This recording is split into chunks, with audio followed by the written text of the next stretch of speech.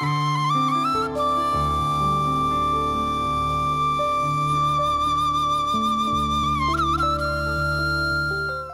TV நேயர்களுக்கு இனிய காலை வணக்கம். இந்த மகிழ்ச்சியான இன்பகரமான நல்வாழ்விலே ஒரு சிலர் கேள்விகள் கேட்கிறார்கள். சார், நெடுக அழுக வருது, என்ன செய்கிறது? இப்போ பாருங்கள், இந்த உலகத்தில் வாழ்கின்ற மனிதர் அப்போ அடிக்கடி அழுக வருது, கவலையாக இருக்குது. இதுக்கு என்ன செய்யலாம்? அப்போ சமகால உலகத்தில் மன அழுத்தங்களும் பிரச்சனைகளும் சிக்கல்களுக்கும் ஒவ்வொரு தனி மனிதர்களும் உள்ளாகின்றார்கள்.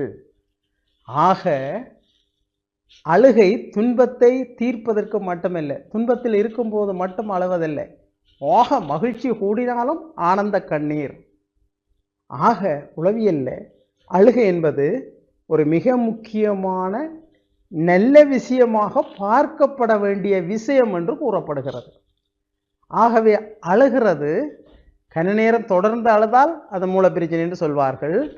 ஆனால் நீங்கள் துன்பத்தில் இருக்கின்ற பொழுது அழலாம்.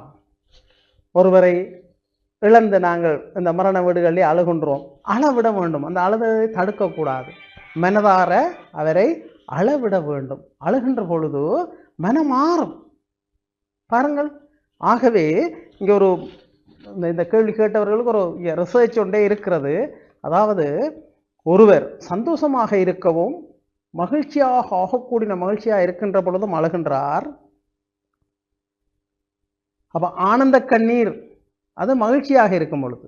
ஆனால் நீங்கள் கேட்ட கேள்வி, துன்பத்தில் தொடர்ந்து துன்பம் பெருக தொடர்ந்து அழைக்கு அது என்ன செய்கிறது? அப்போ ஆறாவது, மற்றவர் உங்களை ஏமாற்றினார், நீங்கள் அழுகிறீர்கள். உங்களுடைய மனம் பாதிக்கப்பட்டால் அழுகின்றீர்கள். மறுபடியும் துன்பம் பெறுகின்ற பொழுது அழுகின்றீர்கள்.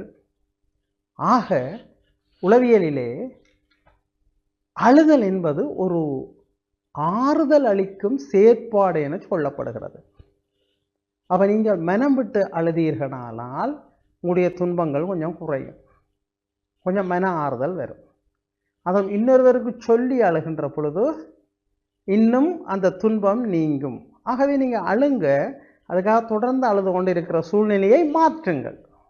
அப்போ சூழ்நிலையை மாற்றுறதாருன்னா நீங்கள் தான், நாங்கள் ஒவ்வொரு தனிப்பட்ட மனிதர்களும் தான். ஆக அந்த சூழ்நிலையை நீங்கள் மாற்றி ரைட் அழாத ஒரு சூழ்நிலையை ஏற்படுத்துங்க, அல்லது இடத்தை மாற்றுங்கள், சூழலை மாற்றுங்கள், வேலைத்தளத்தை மாற்றுங்கள். இயல்பாக மாற்றக்கூடிய அந்த நிலைமை இருக்கின்ற பொழுது நீங்கள் மாற்றுங்கள்.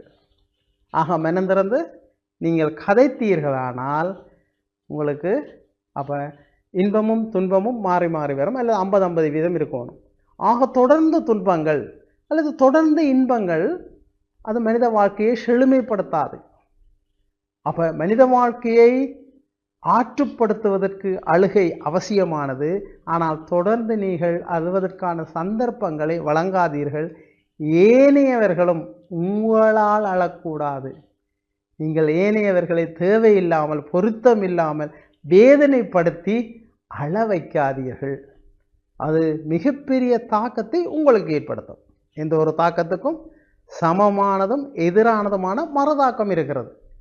ஆக நீங்கள் ஒருத்தரை துன்பப்படுத்தி அழ வைத்தால் அது உங்களுக்கும் வரும். ஆக இந்த மகிழ்ச்சியையும் சந்தோஷத்தையும் ஏற்படுத்துவது, துன்பத்தில் இருந்து மீள்வது உங்களுடைய உளச்சக்தியின் ஆற்றல். ஆக அந்த ஆற்றலை நீங்கள் விருத்தியாகுவதற்கு இறை வழிபாடு, சாந்த வழிபாடு, பாடல்களை கேட்டல், மகிழ்ச்சியாக இருத்தல் மூலம் வெற்றியை பெறலாம். நன்றி, வணக்கம்.